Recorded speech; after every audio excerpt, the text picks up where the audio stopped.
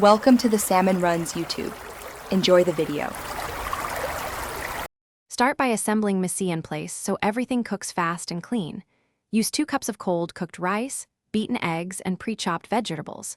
Measure 2 tablespoons of neutral oil like vegetable or canola, 1 tablespoon soy sauce, and 1 teaspoon sesame oil for finishing. Mince 3 cloves garlic and 1 inch of ginger. Set aside.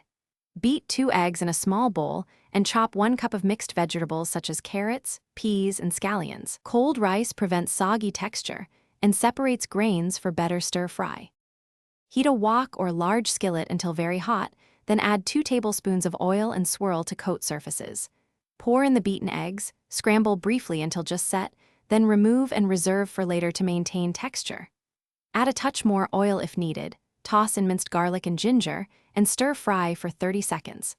Add chopped vegetables and stir-fry for 2 to 3 minutes until crisp tender. Return eggs, add 2 cups of cold rice, 1 tablespoon soy sauce, and toss rapidly for even coating. Finish the stir-fry by stirring in 1 teaspoon sesame oil and 2 tablespoons of soy sauce to taste, then fold in the reserved eggs and 2 chopped scallions. Taste and correct seasoning with salt or an extra splash of soy. Add 1 tablespoon toasted sesame seeds or 1 teaspoon chili oil for heat. Serve immediately on warm plates to preserve texture. To store, cool the rice quickly, transfer to an airtight container, refrigerate up to 3 days, and reheat thoroughly in a hot skillet to restore crispness. Thanks for watching. Consider subscribing if we helped you.